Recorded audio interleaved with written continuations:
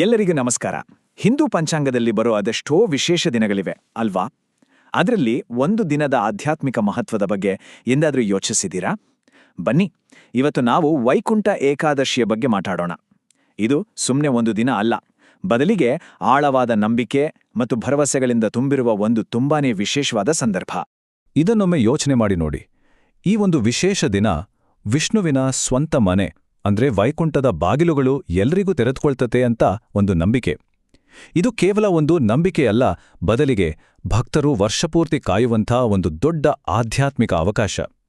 ಹಾಗಾದ್ರೆ ಈ ದಿನಕ್ಕೆ ಯಾಕೆ ಇಷ್ಟೊಂದು ಪ್ರಾಮುಖ್ಯತೆ, ಯಾಕಿಷ್ಟು ಮಹತ್ವ? ಇದೆಲ್ಲದರ ಹಿಂದೆ ಇರೋದು ಹಿಂದೂ ಧರ್ಮದ ಒಂದು ಅತಿ ದೊಡ್ಡ ಗುರಿ, ಅದುವೇ ಮೋಕ್ಷ, ಅಂದ್ರೆ ಮುಕ್ತಿ. ಈ ದಿನ ಸಿಗುತ್ತೆ ಅನ್ನೋ ಆ ಮುಕ್ತಿಯ ವಾಗ್ದಾನ ನಿಜವಾಗಿಯೂ ಭಕ್ತರಿಗೆ ಏನನ್ನ ಸೂಚಿಸುತ್ತೆ ಅಂತ ಸ್ವಲ್ಪ ಆಳವಾಗಿ ನೋಡೋಣ. ನೋಡಿ, ಈ ದಿನದ ಆಧ್ಯಾತ್ಮಿಕ ಪಯಣವನ್ನ ನಾವು ಒಂದು 3 ಹಂತದ ದಾರಿ ಅಂತ ಅನ್ಕೋಬಹುದು. ಮೊದಲನೇದು ಶುದ್ಧೀಕರಣದಿಂದ ಶುರುವಾಗತ್ತೆ. ಅಂದ್ರೆ ನಾವು ಹಿಂದೆ ಮಾಡಿದ ಪಾಪಗಳೆಲ್ಲ ನಾಶ ಆಗೋದು. ಆಮೇಲೆ ಇದು ನಮ್ಮನ್ನ ಮೋಕ್ಷದ ಕಡೆಗೆ ಕರ್ಕೊಂಡೋಗತ್ತೆ. ಹುಟ್ಟು ಸಾವಿನ ಚಕ್ರದಿಂದ ಬಿಡುಗಡೆ ಸಿಗತ್ತೆ. ಇನ್ನು ಅಂತಿಮ ಗುರಿ, ಅದು ವಿಷ್ಣುವಿನ ಶಾಶ್ವತ ನಿವಾಸ ವೈಕುಂಠದಲ್ಲಿ ಒಂದು ಜಾಗ ಗಿಟ್ಟಿಸ್ಕೊಳ್ಳೋದು. ಇಲ್ಲೊಂದು ತುಂಬನೇ ಸುಂದರವಾದ ಸಾಂಕೇತಿಕತೆ ಇದೆ. ಆ ಒಂದು ದಿನ ದೇವಸ್ಥಾನದ ಬಾಗಿಲಿದೆಯಲ್ಲ, ಅದು ಬರೀ ಕಟ್ಟಡದ ಬಾಗಿಲಾಗಿ ಉಳಿಯೋದಿಲ್ಲ, ಬದಲಿಗೆ ಸ್ವತಃ ವೈಕುಂಠದ ಹೆಬ್ಬಾಗಿಲಾಗಿ ಬದಲಾಗುತ್ತೆ ಅಂತ ಹೇಳ್ತಾರೆ. ಹಾಗಾಗಿ ಭಕ್ತರು ಆ ಹೊಸ್ತಿಲನ್ನ ದಾಟೋದಂದ್ರೆ ಬರೀ ದೇವಸ್ಥಾನದ ಒಳಗೆ ಹೋಗೋದಲ್ಲ, ಅದು ನೇರವಾಗಿ ದೈವಿಕ ಲೋಕಕ್ಕೆ ಕಾಲಿಟ್ಟ ಹಾಗೆ ಅನ್ನೋದು ನಂಬಿಕೆ. ಸರಿ, ಈ ಆಧ್ಯಾತ್ಮಿಕ ವಾಗ್ದಾನದ ಬಗ್ಗೆ ನಮಗೆಲ್ಲ ಗೊತ್ತಾಯಿತು. ಆದ್ರೆ ಭಕ್ತರು ಈ ನಂಬಿಕೆಯನ್ನ ಆಚರಣೆಗೆ ತರೋದು ಹೇಗೆ? ಈ ಪವಿತ್ರ ದಿನವನ್ನ ಯಾವ ರೀತಿ ಆಚರಿಸ್ತಾರೆ ಅನ್ನೋದನ್ನ ಈಗ ನೋಡೋಣ ಬನ್ನಿ.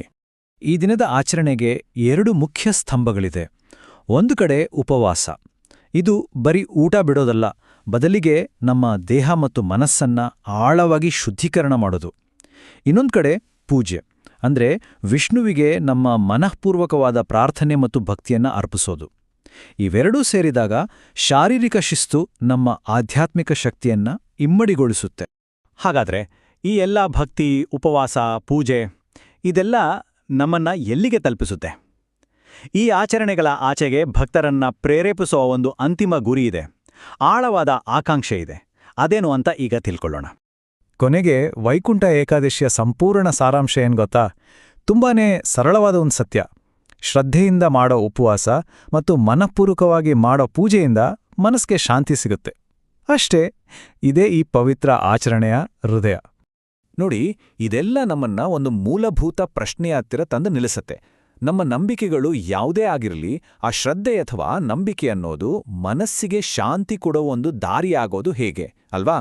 ಈ ಒಂದು ಯೋಜನೆಯೊಂದಿಗೆ ಇವತ್ತಿನ ಈ ವಿವರಣೆಯನ್ನ ಮುಗಿಸೋಣ. ಧನ್ಯವಾದ.